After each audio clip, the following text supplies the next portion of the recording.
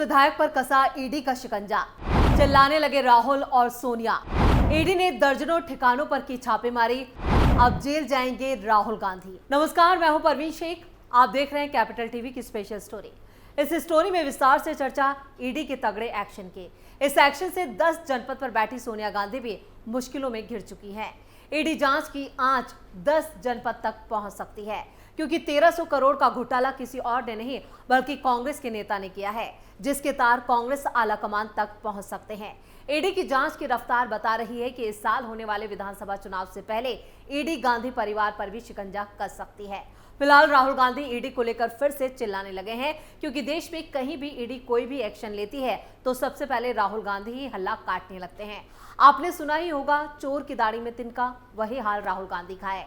ED जब भी कांग्रेस के किसी नेता पर भ्रष्टाचार को लेकर शिकंजा कसती है तो दर्द राहुल गांधी को होता है, क्योंकि चोर चोर मौसेरे भाई जो होते हैं।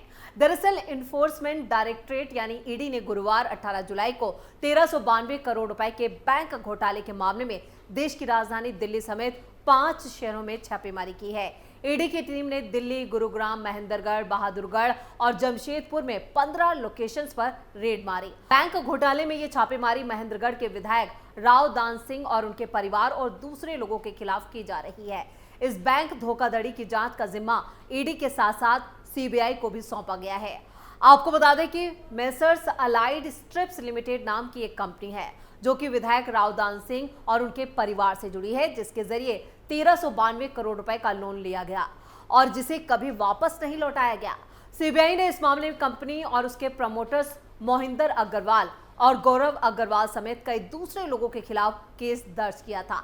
बाद में ईडी ने इस मामले में अलग से prevention of money laundering act यानी पीएमएलए के तहत एफआईआर दर्ज कर जांच शुरू की थी।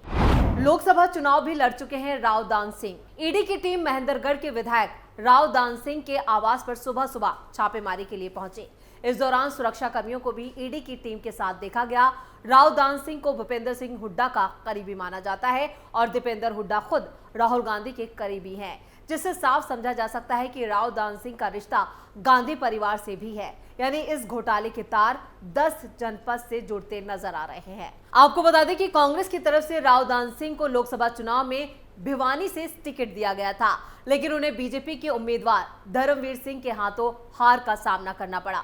उनको टिकट दिए जाने को लेकर कांग्रेस में काफी ज्यादा विवाद हुआ था। राव दान सिंह हरियाणा के बड़े शिक्षा संस्थान के मालिक भी हैं। हुड्डा परिवार के करीबी में इन्हें गिना जाता है। खबरें तो यहां तक आई थी कि राव दान सिंह को टिकट देने से हरियाणा कांग्रेस में कई नेता नाराज हो गए थे। यहां तक कि हरियाणा कांग्रेस के सीनियर नेता किरण चौधरी ने अपनी बेटी संग कांग्रेस से इस्तीफा दे दिया था, जो चुनाव से पहले कांग्रेस के लिए बड़ा झटका माना गया। दरअसल ये इस्तीफा भी इसलिए दिया गया था कि किरण चौधरी की बेटी श्रुति को साइडलाइन करके राव दान सिंह को टिकट दिया गया था। किरण चौधरी और श्रुति दोनों बीजेपी में शामिल हो चुके हैं, लेकिन बीजेपी में शामिल होने के एक दिन बाद किरण चौधरी का बड़ा बयान सामने आया था। किरण चौधरी ने कहा था, मैं कांग्रेस की बहुत समर्पित कार्यकर्ता थी। मैंने कड़ी मेहनत से अपना जीवन कांग्रेस को समर्पित कर दिया, लेकिन कुछ सालों से मैंने देखा कि हरियाणा कांग्रेस एक व्यक्ति केंद्रित पार्टी बन गई है। वो नहीं चाहते थे कि कांग्रेस आगे बढ़े और उन्हें ऐसी नीतियों का पालन किया। तो आप समझ सकते हैं कि हरियाणा में कांग्रेस कभी आगे नहीं बढ़ पाती। उनके कारण बड़े नेताओं ने पार्टी छोड़ दी। मैंने ये कदम ये सुनिश्चित करने के लिए उठाया कि मेरे कार्यकर्ताओं को उनके उचित अधिकार, समान अधिकार मिले। किरण चौधरी और श्रुति ने 18 जून को ही कांग्रेस से इस्तीफा दे दिया था। उन्होंने पार्टी के राष्ट्रीय अध्यक्ष मल्लिकार्जुन खड़गे को इस्तीफा भेजा था, जिसमें उन्होंने लिखा था कि यहाँ पार्टी को निजी जागीर की तरह चलाया जा रहा है, मेरा अपमान किया गया। बताया जा रहा है कि लोकसभा इलेक्शन में अपनी बेटी श्रुति को भिवानी महेंद्रगढ़ से टिकट न मिलने के बाद से ही किरण चौधरी नाराज चल रही थी, जबकि भवानी सीट से राव दान सिंह को टिकट दिया गया था। राव दान सिंह अब ईडी की चपेट में आ चुके हैं, क्योंकि उन पर बैंक धोखाधड़ी के आरोप हैं और ईडी ने 1300 करोड़ के घोटाले को लेकर उन पर शिकंजा कस लिया है। खबरें तो ये भी हैं कि लोकसभा चुनाव में राव दान सिंह ने करोड़ों रुपए देकर टिकट खरीदा था। ये करोड़ों रुपए कांग्रेस को ही दिए गए, जिससे साफ है कि जांच की आंच अब 10 जनपद तक जरूर पहुंचेगी। हरियाणा चुनाव में बैंक धोखाधड़ी बन सकता है बड़ा मुद्दा। हरियाणा में इस साल विधानसभा चुनाव होने वाले हैं, जिसके लिए सभी दलों ने कमर कस ली है। इस बार मुकाबले में कांग्रेस खुद को मजबूत होने का दावा कर रही है, लेकिन विधायक राव दान सिंह के जरिए किए गए बैंक बैंक धोखाधड़ी का मुद्दा गरमा सकता है। बीजेपी इस मुद्दे को पूरी तरह से भुनाने की कोशिश करेगी और भ्रष्टाचार का आरोप लगाकर कांग्रेस को घेरने की जुगत भी शुरू करेगी। ऊपर से लोकसभा चुनाव हारने के बाद भी महेंद्रगढ़ सीट से राव दान सिंह की दावेदारी मजबूत ही नजर आ रही है। अगर महेंद्रगढ़ से राव दान सिंह चुनाव लड़ते हैं तो इससे हरियाणा में कांग्रेस की मुश्किलें बढ़ सकती हैं।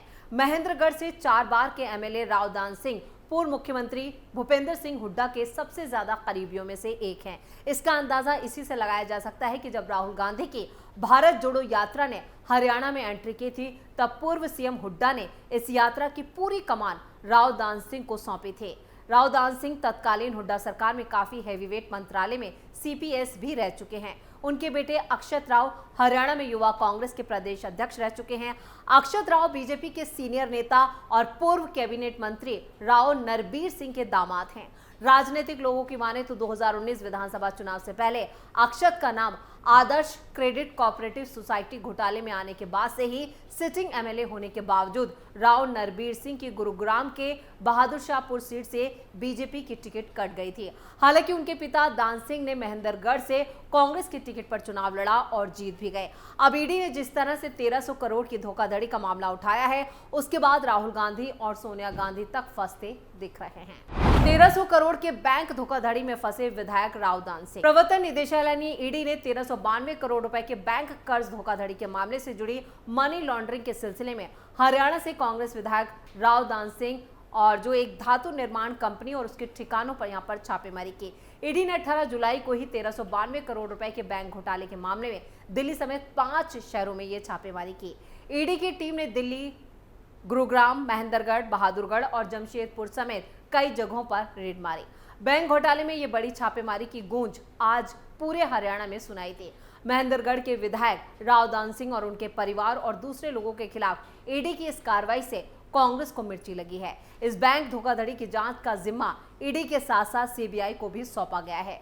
आपको बता दें कि अलाइड स्ट्रिप्स लिमिटेड नाम की एक कंपनी जो विधायक राव दान सिंह और उनके परिवार से जुड़ी है, ये कंपनी स्टील रोल उत्पादों का निर्माण करती है और इस कंपनी पर ही 1392 करोड़ रुपए के बैंक कर्ज और धोखाधड़ी का मामला या कहें इस तरह के आरोप उन पर लग रहे हैं।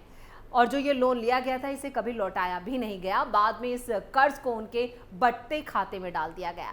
सीबीआई ने फिर इस मामले में कंपनी और उसके प्रमोटर्स मोहिंदर अग्रवाल और गौरव अग्रवाल समेत कई के खिलाफ केस दर्ज किया। बाद में ईडी ने इस मामले में अलग से पीएमएलए के तहत एफआईआर दर्ज कर जांच भी तेज कर दी।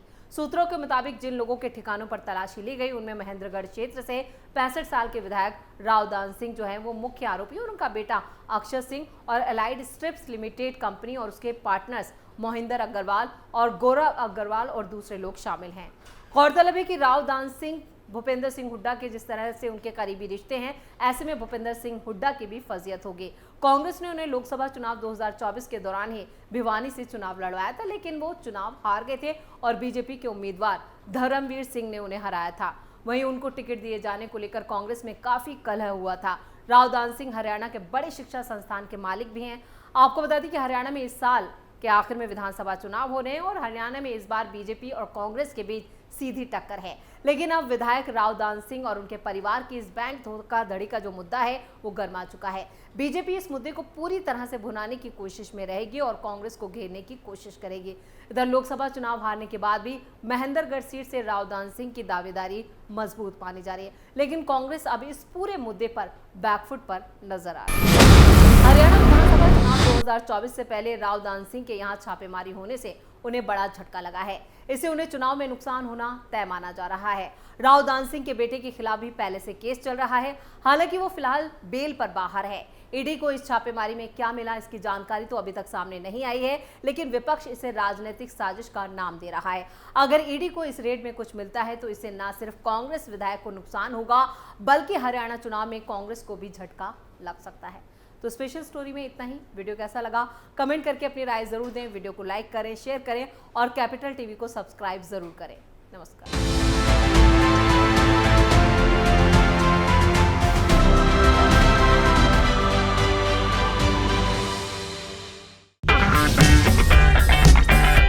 अगर आपको हमारा वीडियो पसंद आया हो तो इसे लाइक करें, हमारे चैनल को सब्सक्राइब करें और हाँ, बेल आइकन दबाना ना भूलें ताकि आप तक हमारे वीडियो की नोटिफिकेशन पहुंचती रहे। आप अपना सुझाव हमें कमेंट बॉक्स में दे सकते हैं। हमारे साथ जुड़ने के लिए शुक्रिया।